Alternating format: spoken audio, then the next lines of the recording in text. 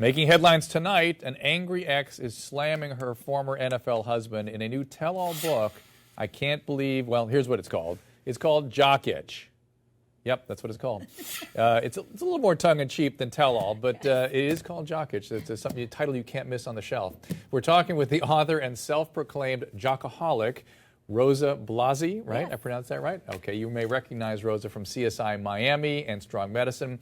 Tonight, she's going to talk about her addiction to dating sports stars. Also, basketball wife star Jennifer Williams, she's going to weigh in. She's, I guess, going through a tough divorce from former NBA star Eric Williams. Jennifer says being married to an athlete isn't all glamour and diamonds. It's dysfunctional. Surprise, surprise. So, Rosa, enlighten us about this. What happened to you? Honestly, you mentioned I was angry. I'm not angry. This, though, was a very eye-opening experience. I thought somehow me having my own career as an actress and in some cases making, twice as much money, I was different than other girls. I wasn't after, the sperm lotto. I had my own independence. So it was a different thing for me that I thought put me in a different playing field. That wasn't the case. It didn't matter, in whatever the sport was. And these were long-term relationships. These weren't, this isn't... What were the sports? They were, I was married to a football player, and I was with him for about 6 years. And he cheated? Yeah. Like right away, right? Well, I didn't know he cheated until after we were separated. But he cheated right away. Well, when I found out he cheated, I found out he won the Olympics of cheating. He cheated on our wedding night.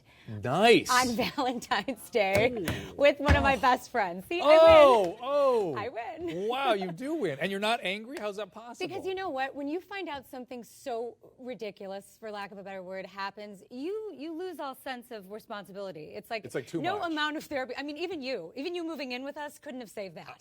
No kidding. Right. And I discovered I was a writer. I mean, I wrote a comedic memoir. It's not a, revenge fantasy. It's not, it's not an angry tell-all. It is a comedic ride through low self-esteem and questionable choices I made as a result of it. I'm going to ask Jennifer to tell us her story first, but I want you to think about whether you think low self-esteem is motivating some of that jockaholism. Jennifer, what's your story? My story is pretty much I married my husband, soon-to-be ex, about 4 years ago, and I had no idea what it was like to be with an athlete. It was not something that I pursued. I knew nothing about. None of my friends had dated an athlete. So when I started dating him, I was like, oh, okay, this is what this is all about.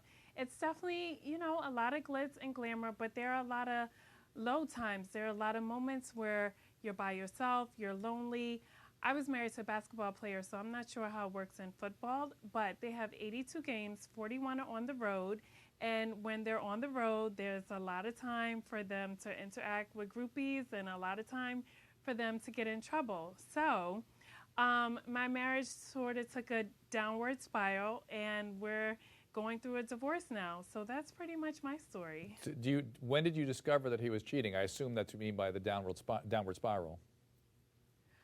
You know what? I knew early on that there was a lot of cheating. We were together for almost 10 years, and we didn't get married right away. So I went through a lot of the cheating, but we weren't married. Right before we got married, there was an incident where I found out he was cheating. We went to counseling, and I thought, okay, we go to counseling, we're getting married, he's going to definitely change for the better, and that just wasn't the case.